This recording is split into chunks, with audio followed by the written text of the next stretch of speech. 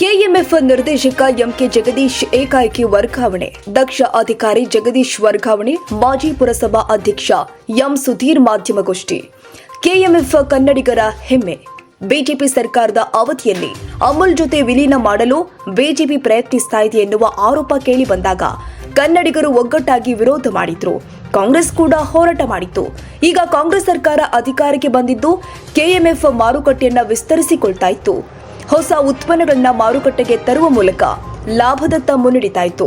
ಹೀಗಿರುವಾಗಲೇ ಕೆಎಂಎಫ್ನ ವ್ಯವಸ್ಥಾಪಕ ನಿರ್ದೇಶಕ ಎಂಕೆ ಜಗದೀಶ್ ಅವರನ್ನ ಏಕಾಏಕಿ ವರ್ಗಾವಣೆ ಮಾಡಿರುವುದು ಖಂಡನೀಯ ಹಾಗೂ ಈ ಕುರಿತು ಶಾಸಕರು ಅಧಿವೇಶನದಲ್ಲಿ ಧ್ವನಿ ಎತ್ತುವ ಮೂಲಕ ದಕ್ಷ ಅಧಿಕಾರಿ ಎಂಕೆ ಜಗದೀಶ್ ಅವರ ವರ್ಗಾವಣೆಯನ್ನ ರದ್ದು ಮಾಡಬೇಕು ಅಂತ ಕಂಪ್ಲಿಯ ಮಾಜಿ ಪುರಸಭಾ ಅಧ್ಯಕ್ಷ ಎಂ ಸುಧೀರ್ ಅವರು ಮಾಧ್ಯಮದ ಮೂಲಕ ಸರ್ಕಾರಕ್ಕೆ ಒತ್ತಾಯಿಸಿದರು.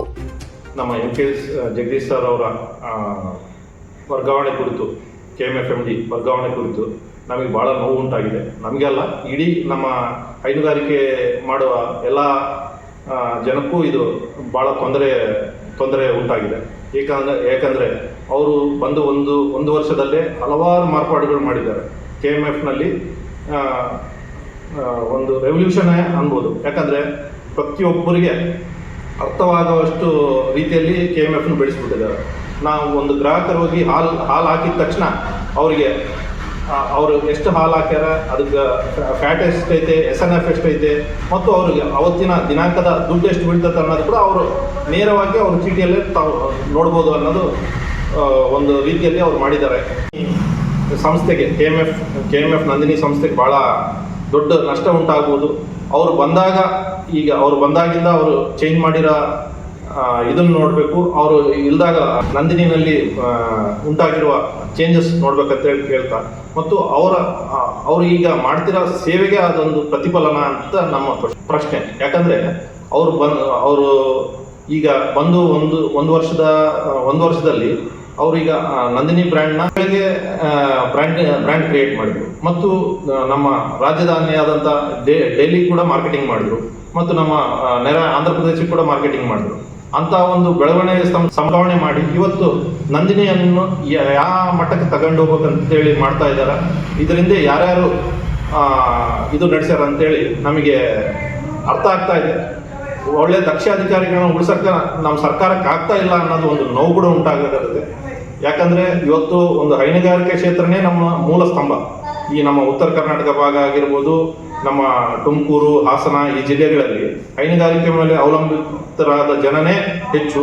ಅಂಥದ್ರಲ್ಲಿ ಇವತ್ತು ಒಂದು ಹೈನುಗಾರಿಕೆಯಲ್ಲಿ ಒಂದು ಆಸೆ ಹುಟ್ತಾ ಇರೋ ಸಮಯದಲ್ಲಿ ಇವ್ರು ಮಾಡಿರೋ ಕೆಲಸ ಭಾಳ ಎಲ್ಲರಿಗೂ ನೋವು ಉಂಟಾಗಿದೆ.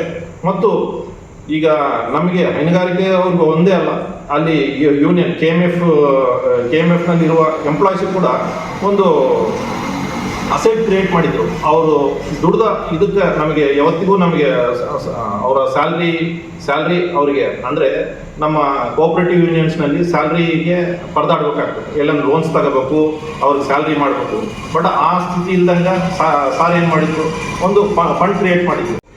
ಯಾವತ್ತಿಗೂ ಸ್ಯಾಲ್ರಿ ನಮಗೆ ಲೋನ್ ತಂದು ಸ್ಯಾಲ್ರಿ ಮಾಡಬೇಕನ್ನೋ ಇದಿಲ್ಲ. ಲಾಭದ ಅಂಶದಲ್ಲಿ ಇಷ್ಟಂತ ಕ್ರಿಯೇಟ್ ಮಾಡಿ ಆ ಸ್ಯಾಲ್ರಿ ಕೂಡ ನೆಟ್ ಫಿಕ್ಸ್ ಮಾಡಿದ್ರು. ಅಂತ ಒಳ್ಳೆ ಬೆಳವಣಿಗೆಗಳು ಮಾಡೋ ಟೈಮಲ್ಲಿ ಜಗದೀಶ್ ಸರ್ ಅವ್ರನ್ನ ವರ್ಗಾವಣೆ ಮಾಡಿರೋದು ಭಾಳಷ್ಟು ಎಲ್ಲ ಜನಕ್ಕೂ ನೋವಾಗಿದೆ. ಈಗ ನಾನೊಬ್ಬನೇ ಅಲ್ಲ, ನನ್ನ ಹಿಂದೆ ಬಂದಿರೋ ಜನ ನನ್ನ ಹತ್ರ ಡಿಸ್ಕಸ್ ಮಾಡಿದ್ರು ಏನು ಮಾಡ್ಬೋದು. ಈಗ ಇದನ್ನು ನಾಳೆ ಅಧಿವೇಶನದಲ್ಲಿ ಕೂಡ ಕ್ವಶನ್ ಮಾಡಿದ್ರೆ ಒಳ್ಳೆಯದು.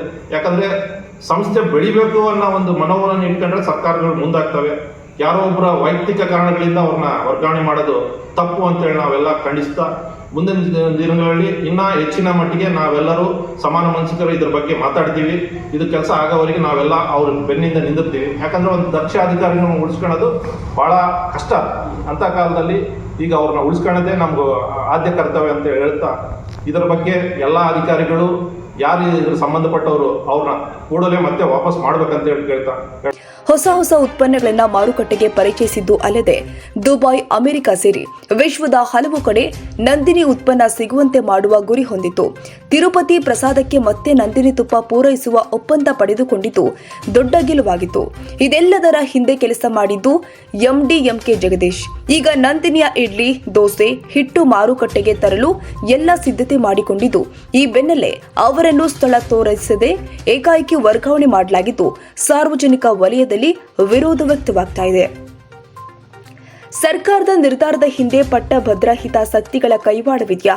ನಂದಿನಿ ಬ್ರ್ಯಾಂಡ್ ಹೆಸರಲ್ಲಿ ಪರಿಚಯಿಸಲು ಹೊರಟಿದ್ದ ಹೊಸ ಉತ್ಪನ್ನಗಳು ಮಾರುಕಟ್ಟೆಗೆ ಬರದಂತೆ ಖಾಸಗಿ ಕಂಪನಿಗಳ ಲಾಭಿಗೆ ಸರ್ಕಾರ ಮಣಿದಿದೆಯಾ ಎಂಬ ಮಾಹಿತಿ ಹೊರಬರಬೇಕಾಗಿದೆ. ರಘುವೀರ್, ಸಿದ್ದು ಟಿವಿ ಕಂಪ್ಲಿ.